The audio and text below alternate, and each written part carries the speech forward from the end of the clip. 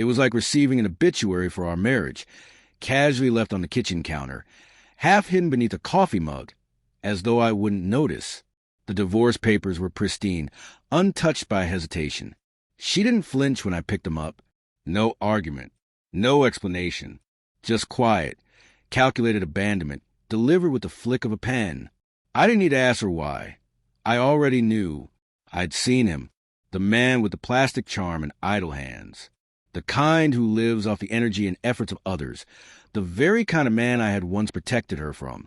She called him a friend when I asked once.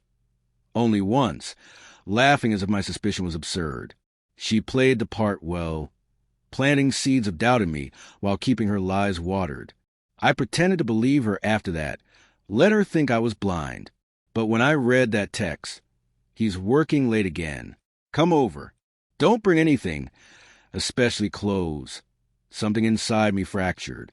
In that instant, I stopped being her husband. I became something else entirely, her quiet shadow. I wasn't always like this. I was once gentle, romantic even, the kind of man who rose at dawn to make her coffee before her long days teaching. I built her a greenhouse once, just because she said tulips made her feel like spring was always alive inside her. We built everything side by side, 2 cars, a home, and a thriving business we started from scratch. She managed the clients. I built the brands. By year 2, we were comfortably making 6 figures. But somewhere between success and comfort, I lost my place as her excitement. And then came him, a man with nothing but a guitar, a bartender's grin, and empty promises. The kind of man she once ridiculed. Until one night, she didn't come home until 3 a.m. No apology, no guilt, just a shrug. That was when I started counting.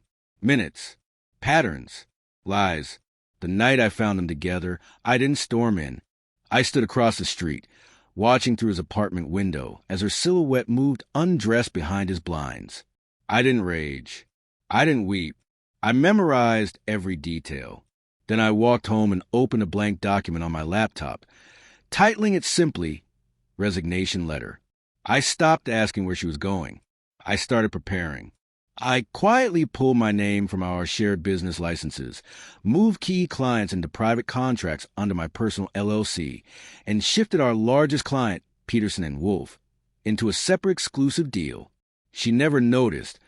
She was too busy working late. I installed monitoring software on her laptop and gained full access to her messages. I read everything. Every intimate detail she fed him, from our finances to my work schedule to our future product launches. He wanted to worm his way into the business. She promised him that I'd eventually fold, and he'd step in to take my place. Amateurs. 3 months later, I told her I was flying to New York for an important pitch. She barely looked up from her phone. "Safe travels," she said absently. I smiled, but I never boarded a plane. Instead, I booked a luxury suite downtown, ordered her favorite wine, and reserved a table at the same restaurant where I had once proposed. I invited her to dinner for our anniversary, claiming I had a surprise. She agreed without hesitation. Guilt loves a good cover story. She arrived in red, heels sharp, hair curled just like she used to do when she still loved me. She sat across from me, talking idly as if everything was fine. I smiled, nodding, pretending to hang on her every word. Then I slid the envelope across the table. She opened it, expecting perhaps a card or a gift, but instead, she found my complete resignation from the business. Every contract, every account, every asset legally transferred entirely into my name. Bulletproof, board approved. She was left with nothing. Her voice wavered. "What is this?" "A farewell," I answered. Panic flashed across her face. "You can't do this." I leaned in closer. "You already did."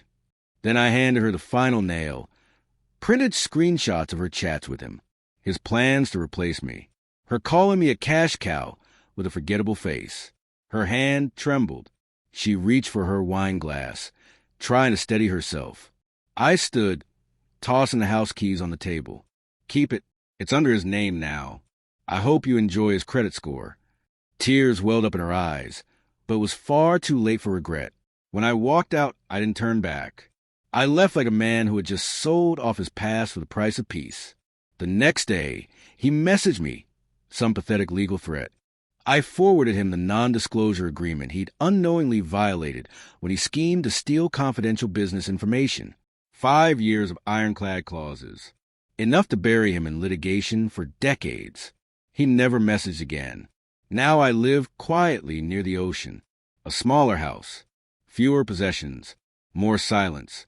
Sometimes I think about the tulips, the one she forgot to water while she was too busy working late. That was her first betrayal. Small, silent, but revealing. Love remembers what it plants. She didn't. I did.